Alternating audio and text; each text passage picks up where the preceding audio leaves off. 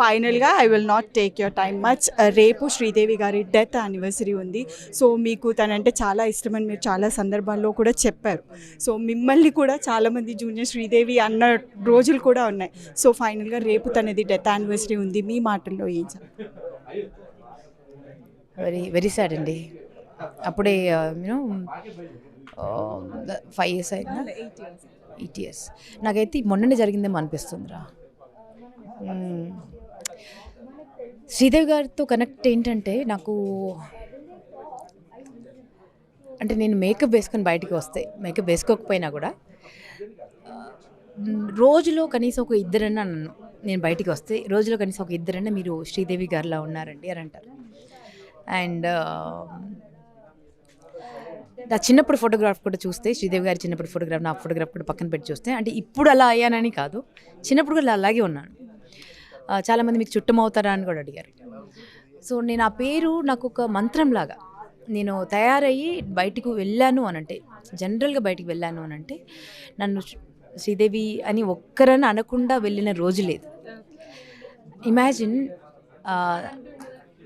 అనుకోకుండా తను చనిపోయారంటే, అసలు నేను నాకు ఆ డేట్ గుర్తుంచుకోవడం ఇష్టం లేదు, తను లేరు అన్న నిజం జీర్ణించుకోలేకపోతున్నాను. అండ్ ఆ పలానా రోజు ఇలా జరిగింది అది వినడానికి కూడా చాలా భయంకరంగా ఉంది.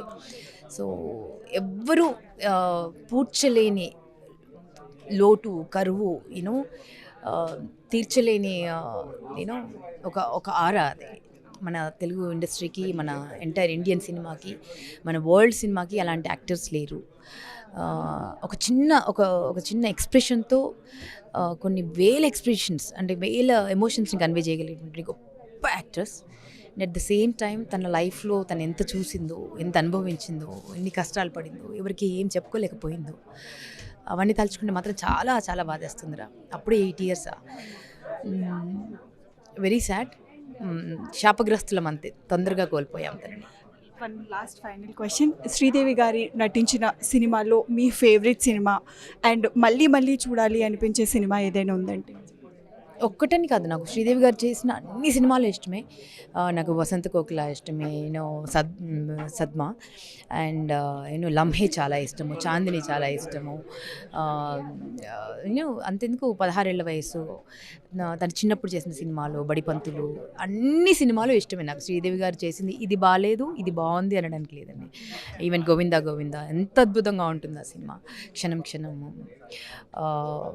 షీఈస్ బ్యూటిఫుల్ అండి, బ్యూటిఫుల్. అంటే జగదేక వీరుడు అతిలోక సుందరి. నా బిడ్డలకు చెప్తుంటాను, మీరు నేర్చుకోవాలంటే యూనో ఏమన్నా స్టేజ్ ప్లేస్ అవన్నీ చేస్తూ ఉంటారు కదా, యూ షుడ్ సీ సావిత్రమ్మ గారిని, యూనో శ్రీదేవి గారిని అండ్ సూర్యకాంతం గారిని, ఇవన్నీ చూపిస్తూ ఉంటాను నేను.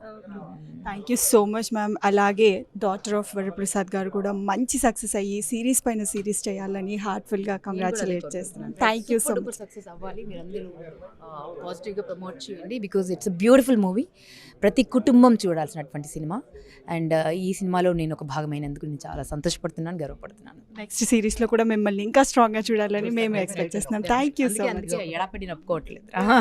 Thank you.